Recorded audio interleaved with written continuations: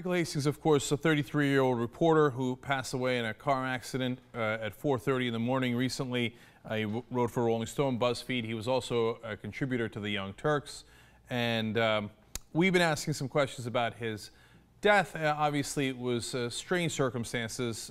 His car, of course, wound up being in a fiery crash. A lot of people have been asking questions.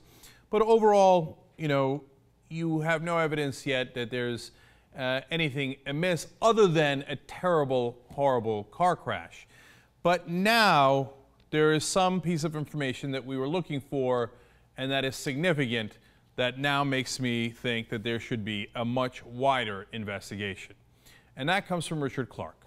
Now, Richard Clarke is a very significant person. He was a former U.S. National Coordinator for Security, Infrastructure Protection, and Counterterrorism. He's the guy who was right about bin Laden and al-Qaeda. He was in the Clinton administration as a counterterrorism advisor, and then he was in the Bush administration. And he had been telling them, al-Qaeda is coming. We have to do something. We have to do a principals meeting. We have to get ready. They didn't listen to him, and at times they said, oh, he's got his hair on fire. Turned out he was 100% right. Now, he has voiced some concerns about what could be done to cars remotely. And this is shocking, even if you think that there's nothing untoward in the Michael Hastings story, which is, of course, incredibly possible, right? Even removed from that story, this facts that Richard Clarke is giving us is amazing, and it affects all of us. So what is it? Let me explain. He says, there's reason to believe that intelligence agencies for major powers, including the United States, know how to remotely seize control of a car. Whoa, hold on. We didn't know that. Why is this not the biggest revelation in a long, long time? So again, putting Hastings' situation aside for a second, so they can seize control of any of our cars? And what if you have, I mean, there's 1.5 million people in the intelligence community. I don't know how many of them have access to this kind of power, but I assume not that many, but a decent amount. How about if they got an ex-wife or a guy they hate? They can remotely control your cars?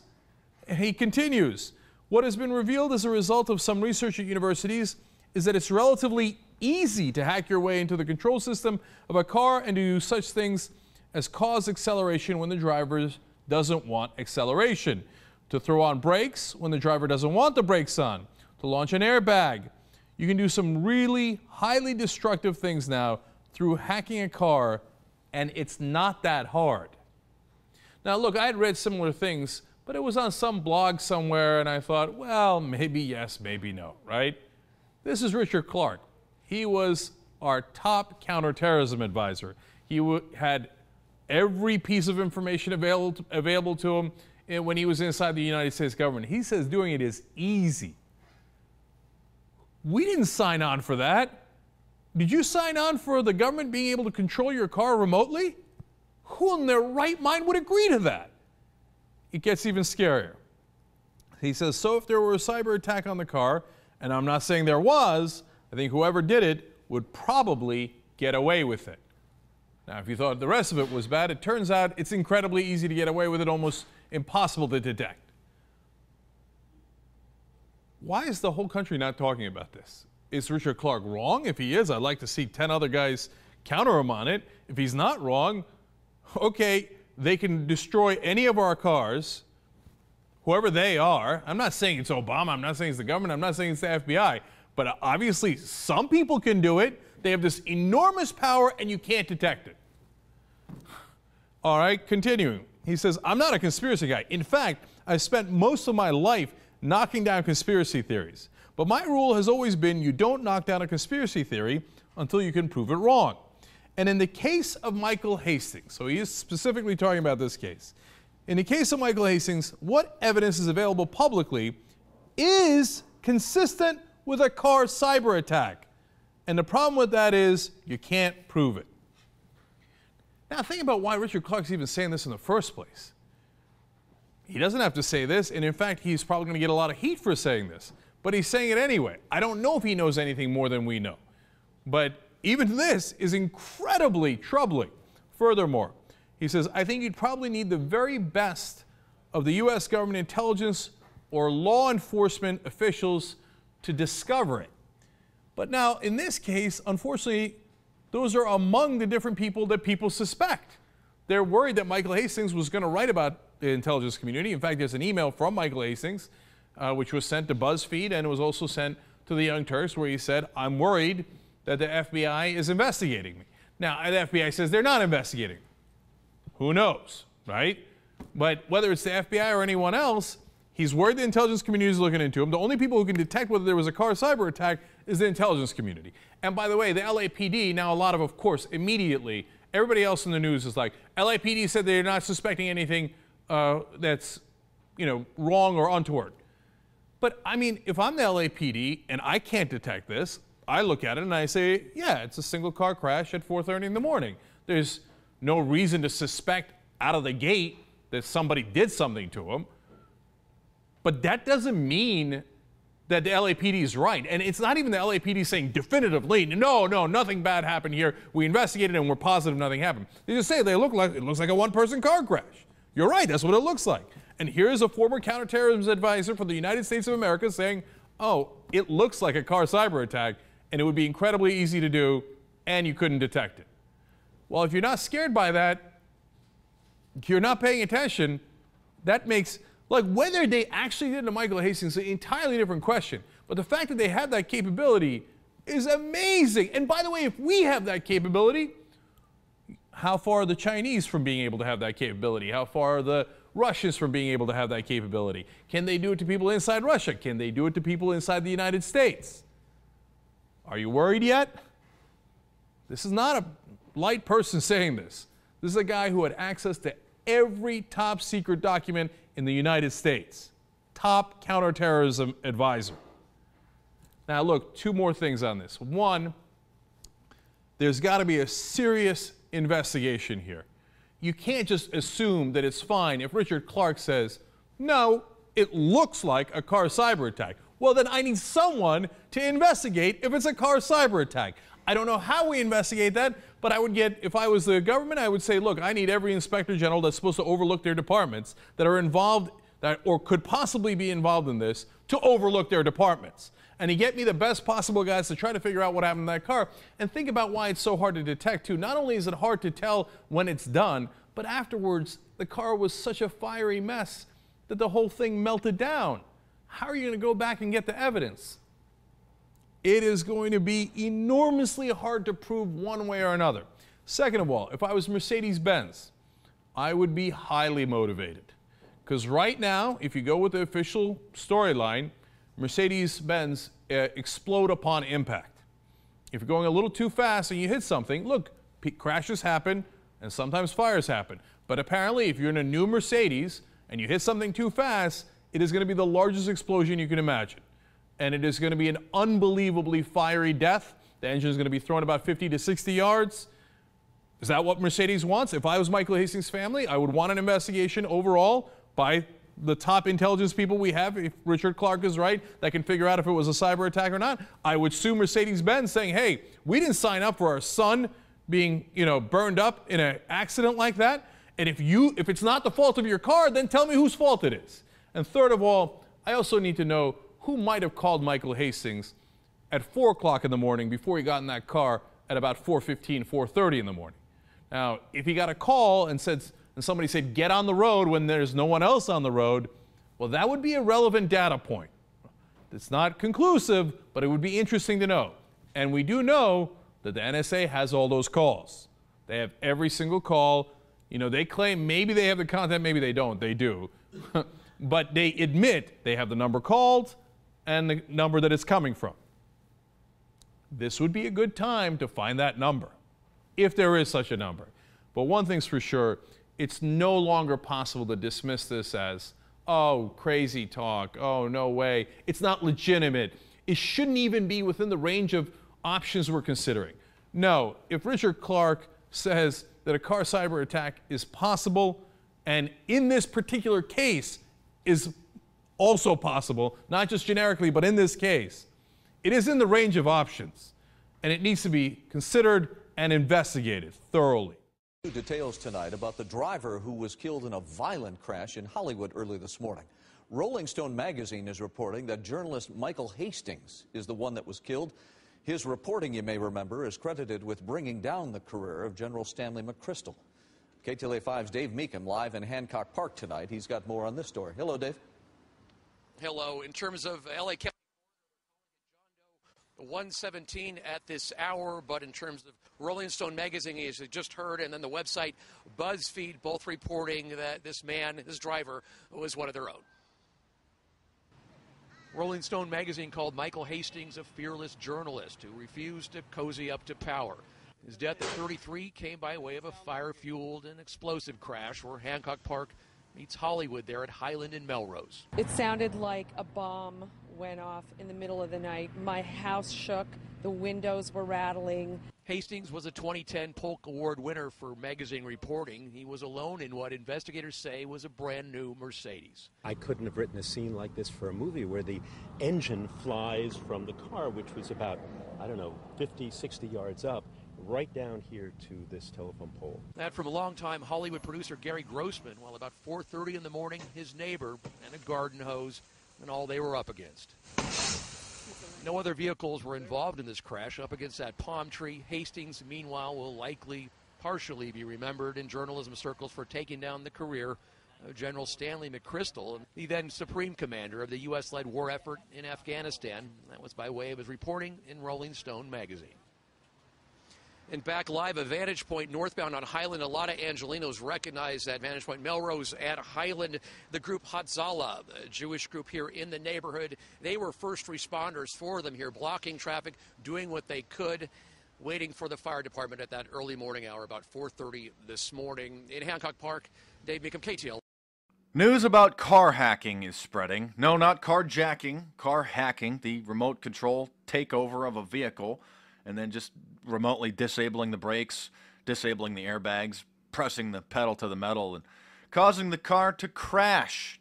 The newest cyber weapon in the federal family's arsenal. Your friends at the FBI, CIA, NSA, who most likely did this to Michael Hastings, the Rolling Stone journalist. All evidence indicates that this is what caused his bizarre, fiery crash. As the man who was described as driving like a grandma just happened to blow through a red light at full speed and crash into a tree and have his car burst into flames and die when he was one of the key reporters reporting on the latest NSA Orwellian iceberg news. And so people have been finally learning about car hacking. It's been out for a few years, but the Michael Hastings murder has finally woken up a lot of people, including former counterterrorism analyst Richard Clarke, who was on the National Security Council during the Bush administration, who gave an interview with the Washington Post, the Washington Compost, really a garbage online newspaper. But the fact that they did interview Richard Clarke about this subject is important. And Richard Clarke says that the Michael Hastings death is, quote, consistent with a car cyber attack.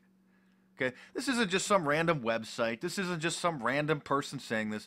This is someone who George Bush appointed to the National Security Council. All right, this is a big level guy, high level guy, and said that all the evidence is consistent. You know, there is reason to believe that intelligence agencies for major powers know how to remotely seize control of a car. Yeah, of course, a couple years ago, the New York Times did an article about this, covered that researchers at the University of California, San Diego, and the University of Washington showed how they could just remotely take over a vehicle, disable the brakes, press the pedal to the metal, disable the airbags, take over virtually every electronic component of the car. Computer World also covered the story. Thankfully, Michael Savage this week covered the Michael Hastings cyber hack. Didn't laugh it off, discussed it in detail. Audio clip of that has been posted on YouTube under Michael Savage on Michael Hastings' death. Suspect's car was hacked intentionally. Car and Driver did an article about it a couple years ago. Can your car be hacked? So, Michael Hastings, just hours before his death, reported that the FBI was harassing him, investigating him, harassing his friends and close associates, family. Said that he was going off the radar because he was working on the biggest story yet. The biggest story yet. So, all evidence indicates, and it's extremely reasonable to believe, that this accident was not an accident. I mean, possibly they could have put an incendiary device in the car as well, and then just caused him to crash, and then as soon as he crashed, going 70 miles an hour, just remotely activated the incendiary device to make sure that the entire car gets blown to a smithereens. So, BBC Auto just covered this. Car hacking gets real. June 24th, 2013, just hours really after the Michael Hastings hacking story started getting spread. So, there you go. Cars can be hacked. I mean, this is the Orwellian nightmare that we're living into. When the NSA, FBI, CIA can just remotely activate your car, disable the brakes. When you're just driving down the freeway with your kids or on your way to work, going 70 miles an hour down the freeway, just, whoops, disable your brakes. Just press the pedal to the metal, disable the airbags. If you got electronic power steering, they could probably just steer your car. Just cause you to just crash right into the median, right into a tree. Apparently, Michael Hastings' wife believes that her husband was murdered. One of his close friends gave an interview recently that said, who said he drove his car like a grandma. And it's just been reported that Michael Hastings' wife said that she wants to get whoever did this. So, sorry, NSA. Sorry, Big Brother. We've caught you again. You got to admit, this is pretty slick. I mean, just a few years ago, nobody would have ever even fathomed that this is possible. But you got to hand it to the power-tripping trash, these Illuminati scumbags, to, when new technology comes about, they just got to figure out a way to tap into it, a way to use it to murder people, to blackmail people, to hijack the technology, to pervert it from its original use. So there you have it. Now you know about car hacking. Like I said, not carjacking. Everybody's familiar with the phenomenon of carjacking. Someone comes up and robs somebody at gunpoint in their car and just, throws them out of the vehicle and takes the car. Now we have car hacking. Now we have the government just hacking into people's cars and causing them to crash. This needs to be seriously investigated. I mean, this needs to be investigated by an independent group or some forensic firm. But that's why they put the possible incendiary device in the car, just to make sure that everything's melted, just to make sure that they couldn't go into the computer and retrace and track to find out if there was a remote entry into the car, if a RAT, a remote administrator tool, was just used on the car. So I will continue to be following this story, this absolutely horrific Orwellian story, as the tip of the Orwellian iceberg gets exposed. So I'm Mark Dice. Thanks for watching. Subscribe to my channel if you're new. Check out some of the previous videos. Stay tuned for Man on the Street Mondays. Every Monday I venture out and talk to the average American to show just how far gone their brains have went just down the toilet. Just the sewer sipping scum, the peon public. Their minds are mush. So anyway, thanks for watching. There's more videos coming soon.